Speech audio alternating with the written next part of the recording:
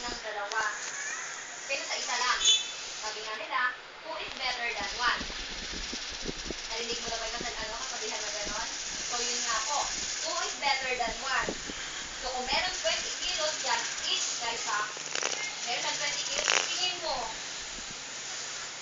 in 1 minute, kaya niyang makatravel dito agad? Na mag-isa lang siya in 1 minute?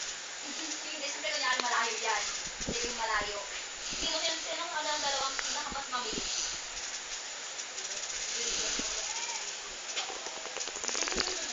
Hindi kuya. Siyempre makakaabot sila. Kasi nga, dalawa yung force nila. So, ito, isa lang yung force niya. So, ang pinag-uusapan natin yung galaw, yung bilis, yung lakas. So, ito yung pinapaliwanag ng law of motion. Kapag galaw natin, kung gaano ba kalakas ang impact, kung paano natin hawakan o kontrolin.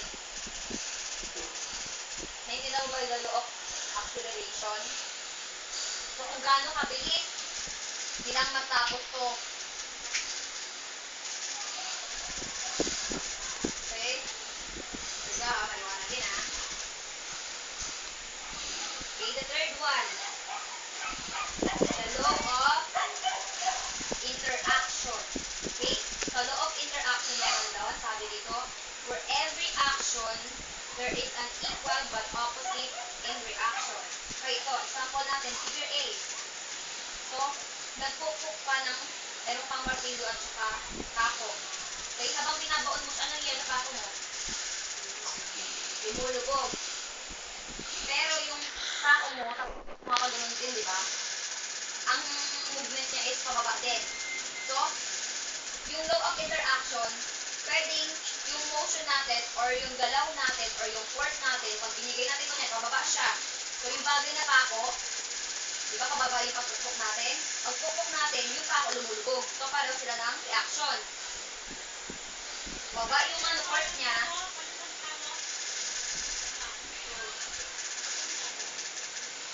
Okay? Baba yung force ng ng hammer, and at the same time, yung pako lumulubog din siya. Doon napupunta yung force ng hammer. Okay?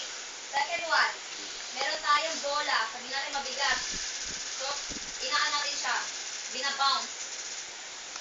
So, yung natin, pababa, ay pataas. Yung paggalaw ng kamay natin, pataas. Okay? Pero yung bola, lubounce din pataas. Pero after, yun, malagpak siya. Then yung impact, boom, pababa, diba? So, yung tinatawag natin ng opposite reaction naman.